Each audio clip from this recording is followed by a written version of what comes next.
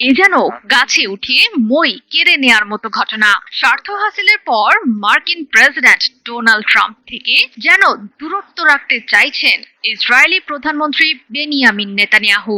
রীতিমতো অস্বীকার করে বসেছেন চলমান ইরান যুদ্ধে মার্কিন প্রেসিডেন্ট ট্রাম্পকে ইন্ধন যোগানোর কথা। ইরানের সঙ্গে যুদ্ধে যখন রীতিমতো হিমশিম খাচ্ছে আমেরিকা, তখন মধ্যপ্রাচ্যে অশান্তি সৃষ্টিকারী ইসরায়েলি প্রধানমন্ত্রী নেতানিয়াহুর এমন মন্তব্যে যে কারো চোখ কপালে উঠতে বাধ্য। কেননা আমেরিকা ইসরায়েলের ঘনিষ্ঠতার কথা কারোই অজানা নয়। যে কোনো অপকর্মে আমেরিকা এবং ইসরায়েল সবসময় থেকেছে একে অপরের পাশে। সেই ইসরায়েলি যেন এবার মুখ ফিরিয়ে নিল আমেরিকা থেকে, যেন আভাস দিতে চাইছে পরিস্থিতির পরিবর্তনে সবচেয়ে কাছের বন্ধুত্বের সম্পর্কেও ধরতে পারে ফাটল। তবে নেতানিয়াহু যতই অস্বীকার করুক না কেন, ইরানের সঙ্গে চলমান যুদ্ধে শুরু থেকেই ছিল ইসরায়েলের সম্পৃক্ততা। অনেক বিশ্লেষকদের মতে গেল বছরের ১২ দিনের ইরান ইসরায়েল যুদ্ধের প্রতিশোধ নিতে শহীদ আয়াতুল্লাহ খামেনি দেশকে উচিত শিক্ষা দিতে চেয়েছিলেন নেতানিয়াহু।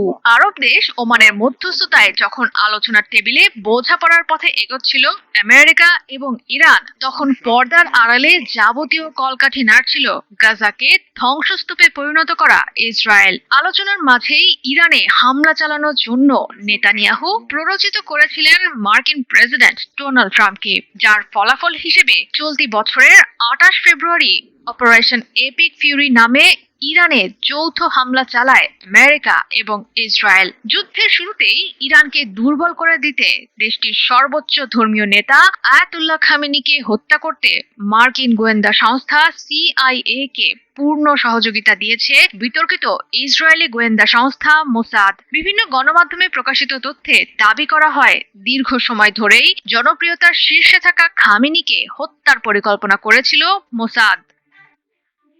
সাম্প্রতিক সময়ে অনেকটা স্বপ্রণোদিত হয়ে ইরানে থাকা বিশ্বের অন্যতম বড় গ্যাস ক্ষেত্র পার্সে আক্রমণ চালিয়েছে ইসরায়েল। এর প্রতিশোধ নিতে মধ্যপ্রাচ্যে থাকা গুরুত্বপূর্ণ জ্বালানি ক্ষেত্রগুলোতে হামলা চালিয়েছে ইরান। ফলে আন্তর্জাতিক জ্বালানি বাজারে লেগেছে বড় ধাক্কা। ট্রাম্প জানান তিনি জানতেন না ঘনিষ্ঠ বন্ধু ইসরায়েলের হামলা চালানোর কথা। তবে ট্রাম্পের এমন বক্তব্য বিশ্বাসযোগ্য নয়, কারণ আমেরিকা এবং ইসরায়েল উভয়ের নীল নকশায় রক্তাক্ত এখন ইরান।